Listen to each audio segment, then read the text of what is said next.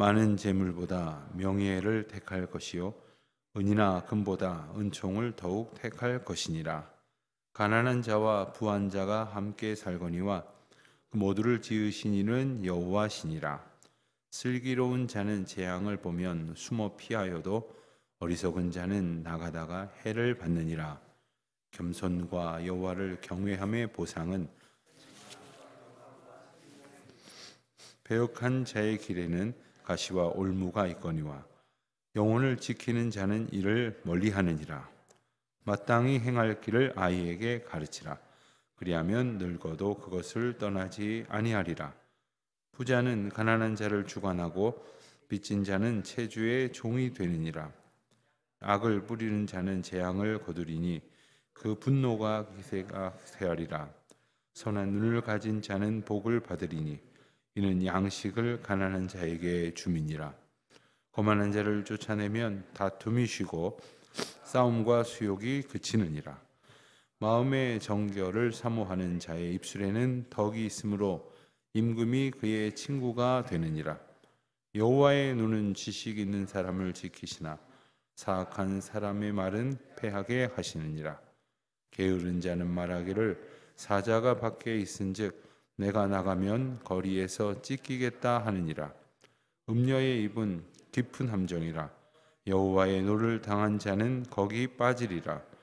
아이의 마음에는 미련한 것이 얽혔으나 징계하는 채찍이 이를 멀리 쫓아내리라. 이익을 얻으려고 가난한 자를 학대하는 자와 부자에게 주는 자는 가난하여질 뿐이니라. 아멘. 우리는 물질이 중요하다 여겨지는 세태 속에 살아가고 있습니다. 실상 재물은 중요합니다. 하나님께서 인생을 살아가게 하시고 또 인생이 살아가는 동안에 많은 일들을 할 수 있는 아주 중요한 그 힘의 동력이기도 합니다.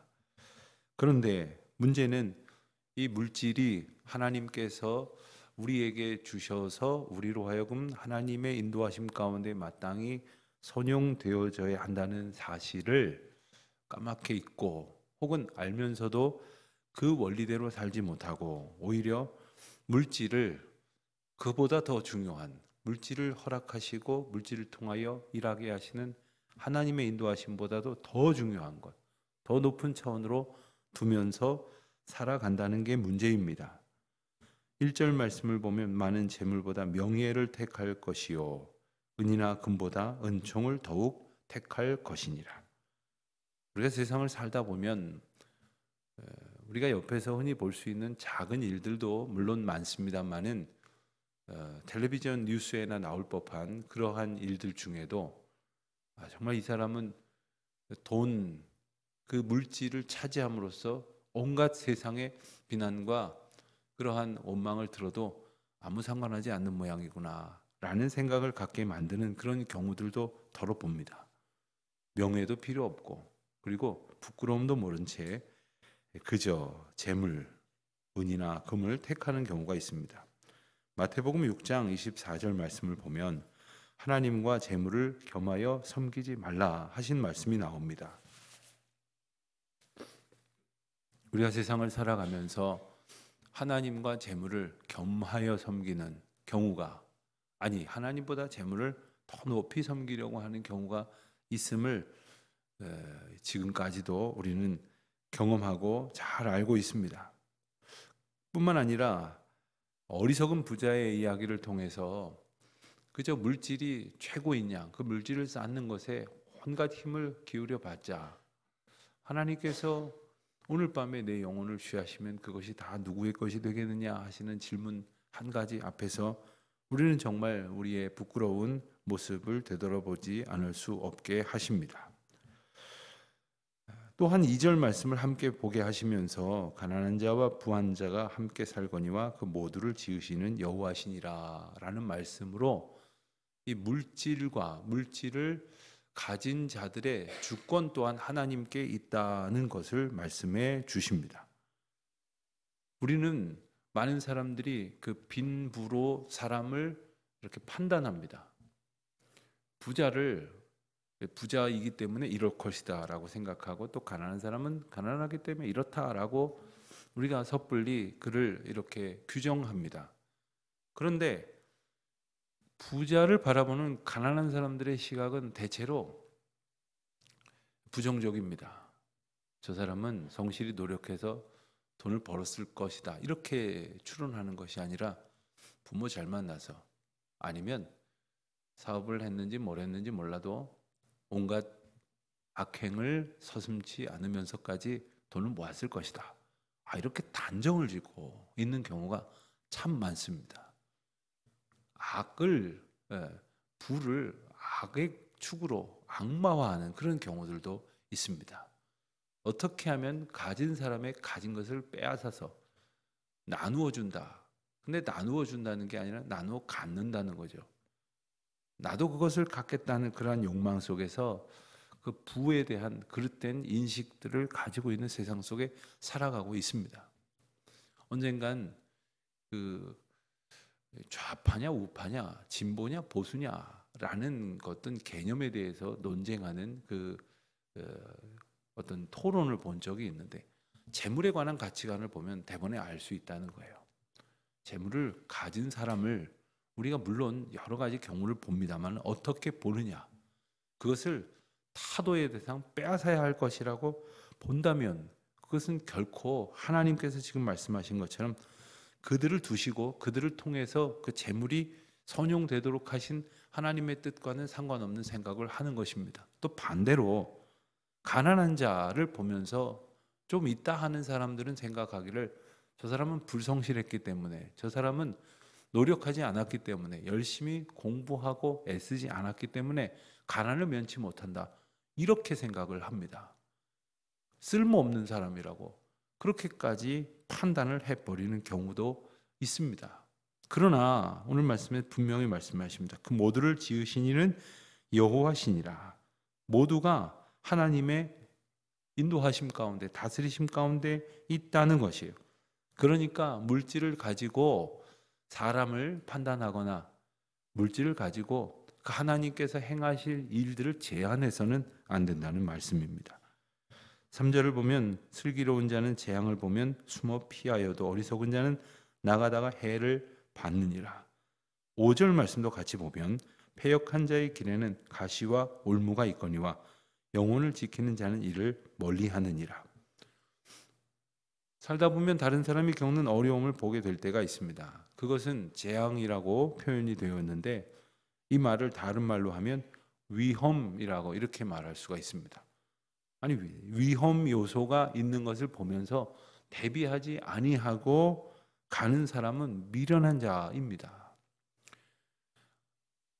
공사장에서는 안전모를 이렇게 항상 씁니다. 사실 안전모를 써야 할 만한 그러한 공정이라고 보여지지 않는 상황 속에서도 공사장에서는 만에 하나를 대비하기 위해서 모두가 다 그 안에 들어갈 때는 잠깐 살피러 온, 구경하러 온 사람도 다 안전모를 써야 합니다.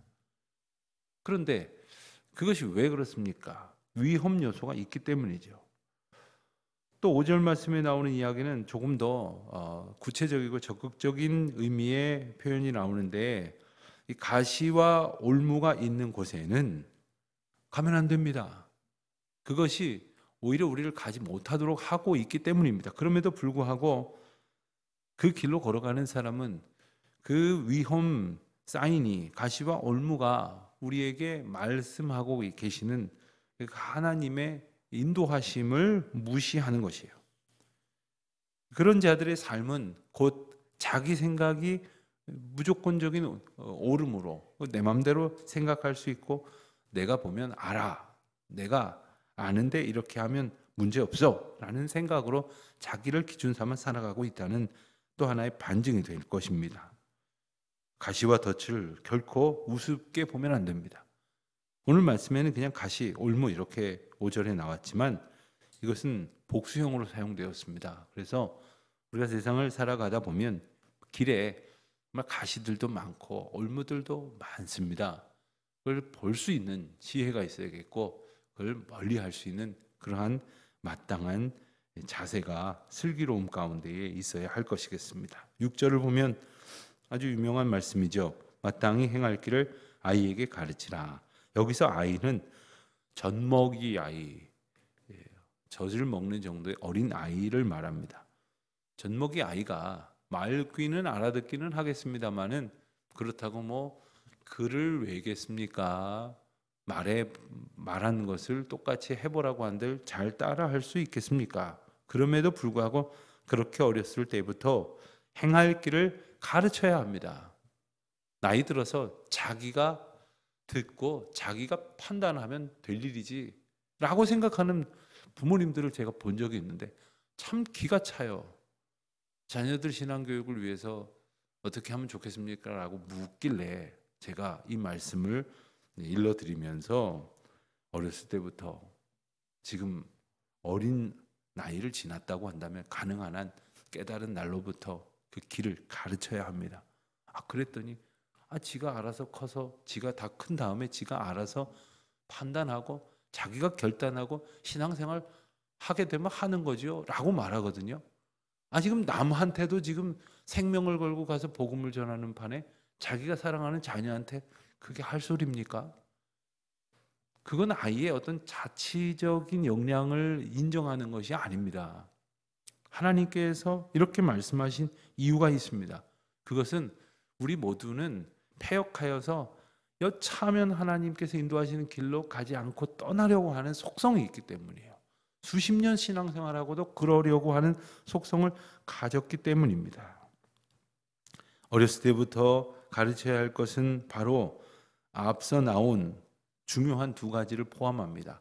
하나님보다 재물을 더 섬기지 않는, 또 세상의 이 온갖 위험과 그런 어지러운 세태 속에서 오직 하나님을 경외하는 마음으로 주께로부터 받은 슬기로운 지혜를 의지하며 살아가는 것, 오직 여호와를 경외하는 그 길을 아이들한테 가르쳐야 한다는 것은 세상을 살아가는 기반이 재물이나 혹은 기회주의적인 것이 아니라 하나님의 인도하심을 경외함으로 바라보는 것이다 라는 말씀이죠. 9절 말씀을 보면 선한 눈을 가진 자는 복을 받으리니 이는 양식을 가난한 자에게 나누어 줌이라. 오늘 이 부와 가난에 대한 말씀이 계속 나오면서 좀 구체적인 이야기입니다. 하나님께서 우리에게 주신 것은 우리를 이 세상에서 편히 살게 하려고 주시는 것만이 아닙니다. 그러기에는 때때로 우리는 참 너무나 많은 것을 가졌습니다. 풍성하게 가졌습니다. 오히려 우리에게 주신 것을 잘 간수하지 못해서 허비하거나 혹은 썩어 버리는 일들이 얼마나 많습니까? 그런데 이것을 잘 사용하려고 해도 잘 사용할 줄 아는 그러한 해안을 가지지를 못했습니다. 하나님께서 주신 선한 눈, 하나님께서 주신 마음에 합당한 눈이라는 뜻입니다. 11절 말씀을 보면 마음의 정결을 사모하는 자의 입술에는 덕이 있다. 마음의 정결을 사모한다라는 표현은 이 히브리어를 직역하면 한 곳만을 바라보는 자라는 의미라고 합니다. 오직 하나님 한 분만을 바라는 것. 그런데 우리는 조금 뭔가 내가 좀 삶에 있어서 형통하고 성공하다 싶으면 하나님을 바라보는 게 아니라 높은 곳에 올라가서 하나님조차 어디 계시냐는 그러한 투로 자기 자신을 스스로 높이는 사람이 있는 반면에, 또 반대로 땅에 떨어지듯 낮아지게 되면 절망하여서 그냥 땅 밑을, 아예 저 땅 속을 바라보는 것처럼 푹 꺼져 있는 그러한 시선과 마음으로 살 때가 있으나, 오직 하나님 한 분만을 바라는 그 마음을 가졌을 때에 그의 입술에는 덕이 있다고 했습니다. 여기서 말하는 덕은 아름다운 호의 혹은 자비 이런 뜻으로 번역을 할 수가 있는데, 그 안에 하나님께서 주시는 풍성한 사랑과 선행을 일으킬 수 있는 그러한 동기들을 주신다는 것이죠. 13절을 보면 게으른 자는 말하기를 사자가 밖에 있은즉 내가 거리에 나가면 찢기겠다 하느니라. 참 무슨 우화 같기도 하고 동화 같은 그러한 이야기인데 이런 소리를 하는 사람들이 있다는 거예요. 예컨대 아니 나가서 일을 해야 될 한창 일을 해야 될 사람이 아니 왜 이렇게 집안에서 빈둥거리고 노느냐. 밖에 나가면 하루에도 교통사고가 수백 건씩 일어나고, 예? 하루에도 갑자기 뭐 어디 길이 땅이 푹 꺼지는 뭐 싱크홀인지 이런 게 생기고, 그리고 건물 옆을 지나다가 보면 위에서 뭐가 떨어질지도 모르는, 위험한데 어딜 나돌아다닙니까? 집에 이렇게 있는 것이 제일 안전합니다. 뭐가 안전일까요? 하나님께서 우리에게 주신 그 인도하심을 전혀 생각하지 아니하는 거예요. 고대 근동 사회에 있어서 사자는 거의 볼 수 없는 그러한 형편입니다. 여러분 만약에 오늘날 우리가 이 얘기를 한다 그러면 누가 고지 듣겠습니까? 이 강남대로에 나가면 사자가 있기 때문에 내가 못 나간다. 거기 사자가 어디 있습니까? 뭐 동물원에서 하나 탈출해 갖고 뭐 넘어올 수도 있겠다. 이런 가정을 할 수도 있겠으나 이렇게 있지도 아니할 그런 것까지도 핑계를 삼아서 자신의 불성실과 게으름을 합리화하는 자를 빗대어 말씀하시는 것입니다. 14절을 보면 음녀의 입은 깊은 함정이라 여호와의 노를 당한 자는 거기 빠지리라. 음녀의 입, 음녀는 유혹하는 입이라는 의미를 가졌습니다. 나락으로 떨어뜨리려고, 그리고 그 길 가운데에서 탈선하게 만들고, 그리고 빠뜨리려고 하는 그러한 유혹의 입을 표현하는 것인데, 여호와의 노를 당한 자는 거기 빠지리라. 무슨 뜻일까요? 여호와께서 거기 빠질 만한 사람, 즉 하나님의 인도하심을 의지하지 않거나 또 하나님의 지혜를 붙들고 그 지혜로 살아가지 않으려고 하는 사람은 하나님께서 지켜주시지 않는다는 뜻입니다. 하나님께서 말씀하신 것을 의지하지 않는 자는 그 유혹 앞에서 하나님의 말씀을 딱 붙들고 유혹을 떨쳐내고 이겨내는 것이 아니라 거기 빠지고 만다는 것이죠. 마지막 16절 말씀을 보면 이익을 얻으려고 가난한 자를 학대하는 자, 그리고 부자에게 주는 자는 가난하여질 뿐이다. 자, 먼저 이익을 얻으려고 가난한 자를 학대하는 자는 부의 어떤 그 통치권이 하나님께 있다고 하는 사실을 망각한 사람입니다.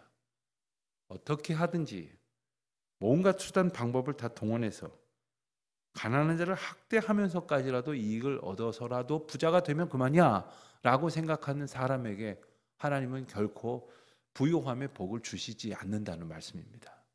돈을 벌어도 하나님의 주권 가운데에서 버는 복을 얻어야 합니다.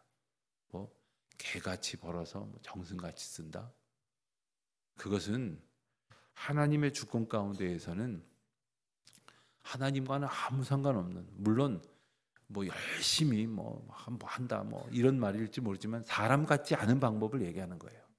사람 같지 않은 방법, 하나님의 백성답지 않은 방법으로 재물을 추구해 봐야 잠시는 손에 쥐는 것 같으나 재물의 주권자이신 하나님의 인도하심을 벗어나는 자. 두 번째는 부자에게 주는 자는 가난하여질 뿐이라. 이 말에는 조금 더 깊은 의미를 찾아보아야 합니다. 부자에게 주는 자는 내 부를 얻기 위해서 부자에게 뭘 주겠습니까? 뇌물을 주는 겁니다. 온갖 불법을 저지르는 일을 주면서까지라도 내가 얻고자 한다면 그것은 결국 망하는 길이다. 결국 가난해지는 길이다 하는 겁니다. 상식적으로 생각하면 내 것을 왜 남에게 줍니까? 이게 선행이 아니라면 오늘 본문의 경우라고 한다면 내 것을 줌으로써 뭔가 더 많은 것을 얻고자 하기 때문에 주는 거겠죠. 오늘도 우리가 정말 많은 것을 서로 나누며 삽니다. 그런데 그 깊은 그 저의가 뭘까요? 정말 고맙고 사랑하는 마음으로, 혹은 그를 존경하고 위하는 마음으로, 그를 섬기고 베풀고 나누고 그를 위로하고 격려하는 마음으로 그렇게 나누는 것이 있는 반면에 내가 이걸 주면 나에게 저걸 주지 않을 수 없겠지? 이런 심보로 나누는 것을 말하는 거예요. 결국에는 그 또한 이 물질이 하나님께로부터 온다는 믿음으로 고백을 하는 게 아니라 내가 주면 저 사람이 주겠지? 저 사람에겐 혹은 내가 주는 계산에 이 물질의 이 흐름이 결정될 것이라고 라는 참 교만한 생각인 것이죠. 하나님께서 우리 마음에 주시는 지혜를 따라서 모든 것을 다스리신다는 것, 시간을 다스리시고 우리의 건강과 물질과 모든 우리의 생각을 다스리신다는 것을 기억할 수 있어야 하겠습니다. 오늘 우리가 읽은 이 16절까지의 말씀이 바로 이제 그 솔로몬의 잠언이다 이렇게 이제 분류하는 것인데, 이것을 하나하나 세어 보니까 375개의 어떤 단편적인 경구들로 이루어졌다고 그렇게 학자들은 분석을 합니다. 근데 참 재밌는 것은 아마 솔로몬이 그것을 다 계산했다고 봐야 하리라 보여지는데, 히브리어는 그 단어 그 단어가 아니라 그 한 음절 한 그 자모음으로 말하는 하나하나마다의 글자 값이 있습니다. 우리로 말하면 기역, 니은, 디귿, 리은, 기역은 1, 니은은 2, 뭐 이런 식으로 해서 글자 값을 매기는데, 이 글자 값을 이것을 숫자로 이렇게 묘사해서 사용하는 그런 경우가 많습니다. 이 솔로몬이라고 하는 그 히브리어 음가를 다 파싱해서 분석해서 하나하나의 음가를 더해 보면 375가 나온대요. 그래서 솔로몬이 그것을 계산하였을까? 아니면 향후에 솔로몬의 잠언을 편집하는 사람들이 솔로몬이 가진 수만 가지의 솔로몬이 이렇게 내놓은 수만 가지 잠언 가운데 그 숫자를 정리해서 발표했을까? 아직 의문스러운 일이긴 합니다만 그 숫자가 일치하는 특징을 또 갖습니다. 그리고 이제 내일 보는 22장 17절부터 23장과 24장까지의 말씀은 익명의 지혜자가 그렇게 작성한 것으로 전해지는 교훈이 나오고, 25장부터 다시 솔로몬의 잠언 경구가 이제 두 번째 단락이라고 할 수 있는 솔로몬의 잠언이 이어집니다. 계속해서 우리가 솔로몬의 잠언을 보게 될 것입니다. 기도하겠습니다. 하나님 아버지, 저희의 눈과 마음이 오직 주님을 향할 수 있도록 게으르고 완악한 저희들을 성령 하나님의 인도하심으로 꼭 붙들어 주시기를 간절히 기도드립니다. 저희는 아무리 결단해도 저희의 마음을 지킬 수가 없습니다. 저희의 눈을 붙들 수도 없습니다. 주님, 저희들의 마음과 생각과 저희들의 시선을 오직 주의 권능으로 주장하시고 인도하여 주시옵소서. 예수님의 이름으로 기도드립니다. 아멘.